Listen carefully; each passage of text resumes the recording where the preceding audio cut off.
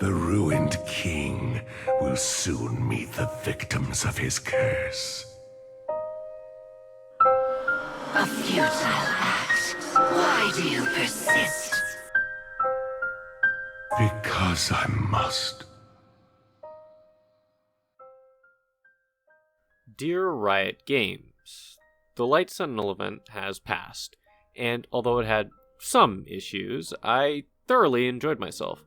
I'm glad that you finally, after nearly 11 years, decided to put your lore in your games. I love the character choices. Having Riven and Aurelia have to work together is a fun little side story. I'm loving the fact that Runeterra is being explored more, for sure. I still can't believe it took you nearly half a decade to come up with Camivore, but that's okay. I procrastinate too. Oh, and I'm loving hating Viego as always. Oh, that's right. Could you make him more unlikable? Can you make it so I hate him more? The stands still think that they can change him, and I'm running out of things to tell them. The event was hit, and everyone isn't exactly happy, but that's okay. Don't let this dissuade you from trying lore things again.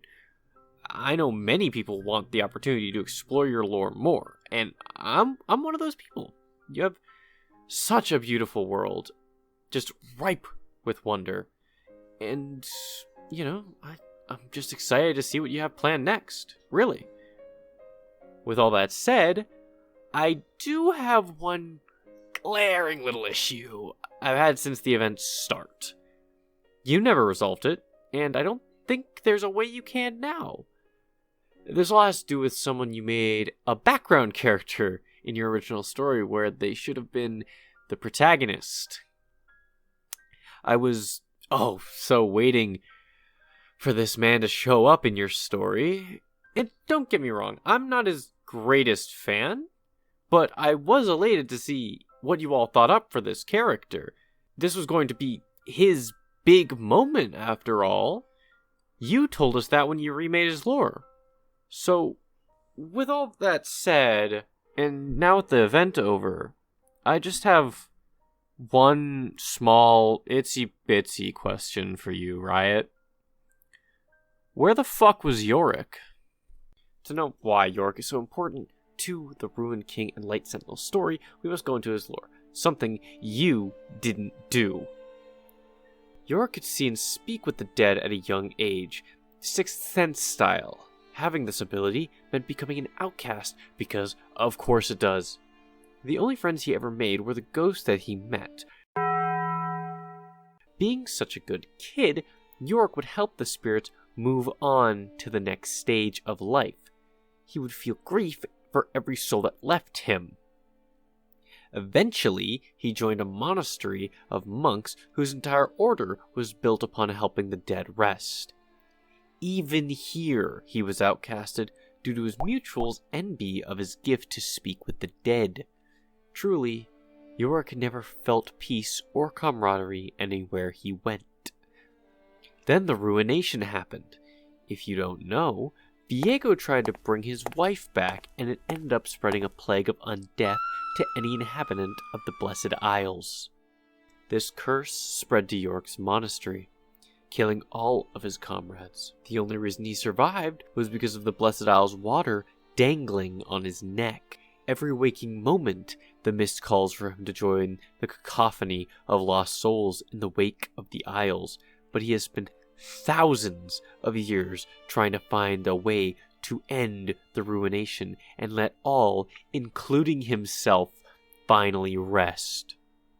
So he has good intentions, right? Why does he have to be in this story? Let's go through it. Power-wise, he is Viego's kryptonite. His gift to speak with the dead gave him the ability to control those controlled by the mist, which means he can overwrite at least some of Viego's control over the Shadow Isles. That seems like a big deal, right? It might even be a useful trick he could use. Maybe even have him create an army to fight against Viegos. It's a shame you didn't do that. What even happened to all the creatures in the Shadow Isles? Did Viego suddenly feel like he could 1v11 the Sentinels? I guess only 6 made into the cinematic, but you get my point.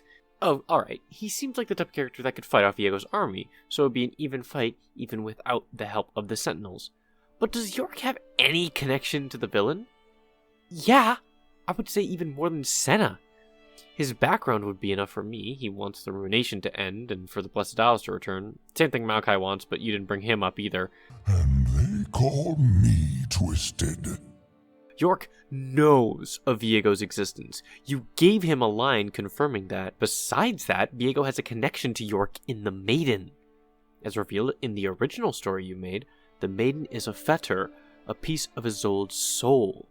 This piece seems vengeful. Perhaps it's a part of her that wants to see Viego suffer and succumb to even more grief due to what he did to her. Or, at least, that's my interpretation. You didn't make it very clear about what the hell fetters even were. No, like, really, here's all of the fetters on screen right now, right? Now, some are very different to others, which leads me to think maybe, the event wasn't as planned out as it should have been. Or Riot views women as objects. But that can't be it. No shot. Right? All in all, the Maiden should have had more impact on the story. And in turn, Yorick should have as well. They are nothing without each other, so why did you separate the two? You just let Yorick stand by while the Maiden went in to fight Viego.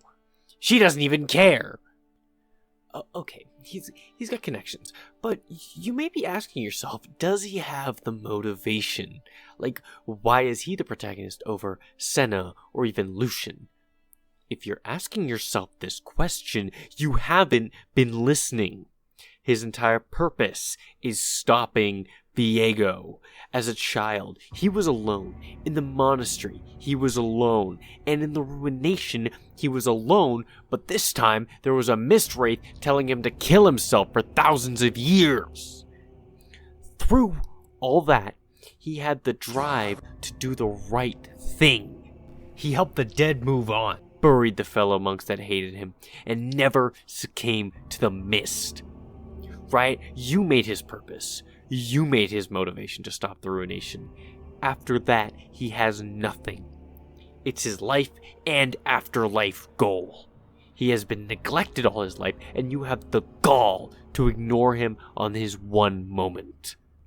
Once Viego was gone, Yorick could rest, something he deserved long, long ago, and you took that away. He didn't even fight Viego at the end. He just gave some of his water and watched the Sentinels walk away. With that little motivation to stop Viego, why hasn't Yorick ripped off his necklace and let the Maiden submerge him in the mist? Why has he even bothered to live this long? You didn't give us Yorick. You gave us a stand-in that happened to have the Maiden next to them. I'm not only disappointed, but disgusted by this blatant oversight. Yorick, as a character, has pushed through adversity, pushed through neglect in and outside of lore, and has become what I would call the protagonist of the Shadow Isles. Riot, you appointed him as the one to stop the... Fuck, I hit my desk. Riot, you appointed him as the one to stop Viego. You made him a character that has no connections and no meaning without his quest. And you sidelined him in the only moment where he could shine. What is Yorick supposed to do now? Get Thresh? That would involve him leaving his home and bringing ruin with him. He can't leave. What is he supposed to do now? Let him have his ending, or find a way to use him again, because we cannot have a character like Yorick on the bench. He is far too valuable a tool for storytelling. And if he gets the same treatment in the Ruined King game, I don't know what I'll do. I can't invest myself in you. Look, I know this is a negative video, but it's because I love the world of Runeterra. I love the characters. I'm so scared that we won't get another story like the Light Sentinels event because of Riot's mistakes. I can go on for hours on why the Light Sentinel event didn't work, and it is not due to people's lack of interest in the lore. As much as there were issues with the event, I enjoyed it. I did. I just wish you used your characters appropriately. Runeterra has so much potential, and I know there are great minds at Riot HQ. I've seen it on the universe page, in the small Battle Queen segments, and especially in Legends of Runeterra. I want more lore integration in League of Legends. I do. But I need the characters represented correctly. Because I'm okay with fanfics messing it up, but you are Riot! You made them! How do you not know your own characters? Yorick is a massive sign that Riot forgets about their characters quickly. This is the reason I fear for Arcane or the Ruined King game. If you don't treat your world as your protagonist, your stories will continue to fall flat. We love all of Runeterra. Some have obvious references, and I do too, but we still want to see what every champion has to offer. And I want them all to get some of the spotlight. You can't pick favorites with this kind of stuff, Riot. Especially when the decisions don't make sense. It's a bad look. Do better. Look, I'm done. Alright? Thank you for watching. I hope that, this was fun for somebody. Or, taught you something about Yorick. I don't care. Follow me on TikTok, Twitch, Twitter. Sub if you haven't already. I don't know, man. I didn't even bring up the fact that when Viego sees Yorick, he doesn't even talk to Yorick, he just brings up the Maiden, because that's all Riot saw in the Maiden. It's just like, it's the Maiden that matters, but she's not a champion. Yorick's the champion, so we're just going to try and detach the Maiden. Whatever, it's fine. Thank you all for watching. Stay safe. Be good. Bye.